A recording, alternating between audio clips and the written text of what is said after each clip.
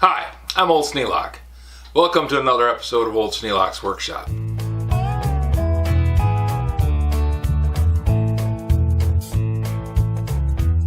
This is my kit of drills that I use out in the garage. That's the ones that I put on the little magnet by the drill press. I'm missing a couple of drills. These are the ones that I don't use very much and I never bothered to replace them. But I did notice that the ones out in the garage were kind of dull. Well, I just grabbed them out of the rack and put them into this thing for the video, so I really needed to sharpen them. I thought this would be a great opportunity to revisit sharpening twist drills. Another advantage to having this index removable from the drill press out in the garage, when I noticed that these drill bits are a bit dull, I can just bring it down here and touch them up.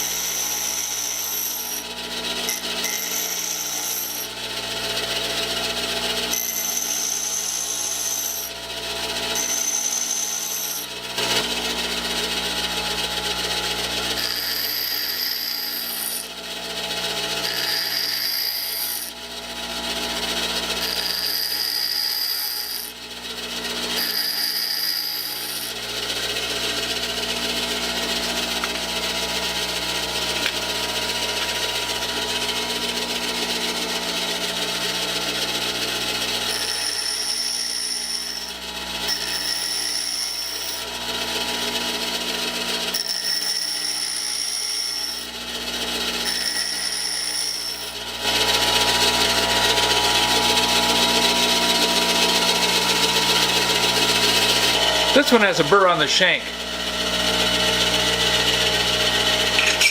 Since these drill bits come to me used, I can't complain a whole lot. I see what they look like when I buy them. And a burr on a shank is not that hard to take care of. But you want to do it as soon as you see it, because it'll throw it off center in the chuck. I suppose you could do like some guys do and just use the grinder to knock off the burrs. But a file only hits the high spots. A grinder, it's hard to control, so you tend to go down a little bit. And then what have you done? Instead of having a bump, now you got a valley.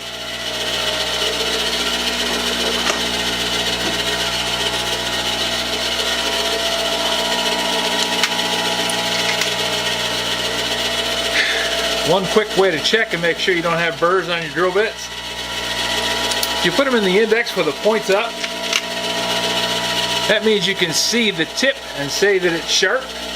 You also can say, okay, it went into that little hole so that it doesn't have burrs on the shank.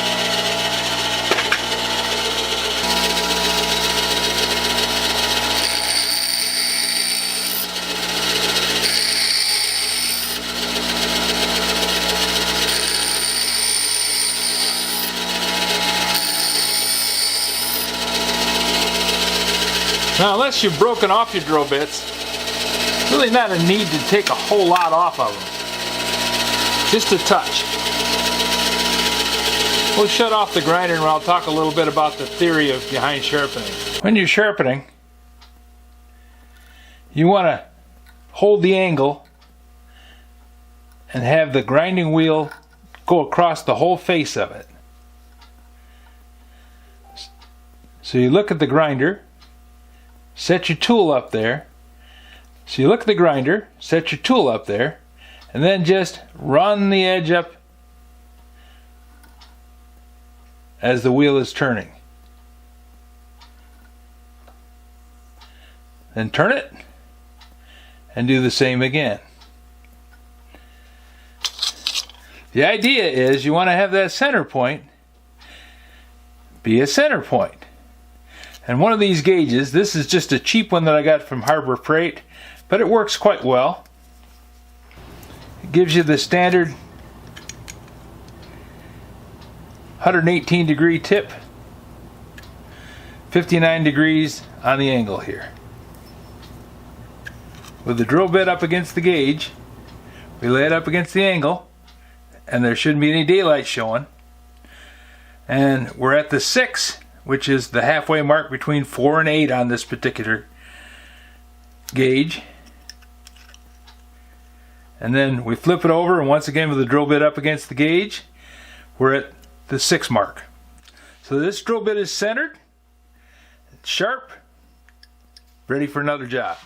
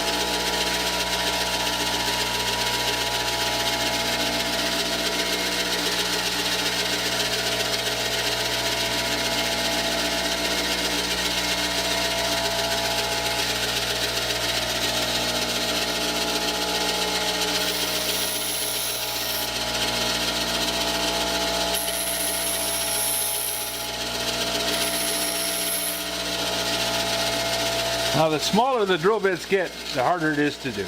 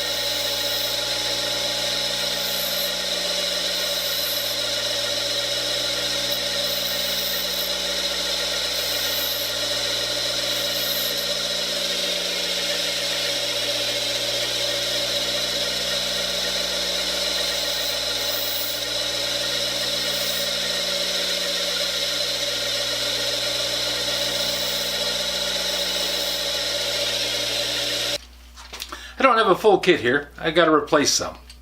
But all the ones that are in the drill index are sharp and ready to go. So I'm going to go over to the bins and see if I've got enough to replace these, and if not, I'm going to have to order some. That's how I sharpen a drill bit. Some people prefer the faceted method of sharpening drill bits. That's not something that I grew up with, so I learned how to do the roll-up method when I was first starting out. My neighbor was a tool maker and taught me, and that's what I learned. If you have any suggestions for new video, questions about today's video, or any of the other videos on the channel, just drop a note in the comments. You know I read them all. Thanks for watching.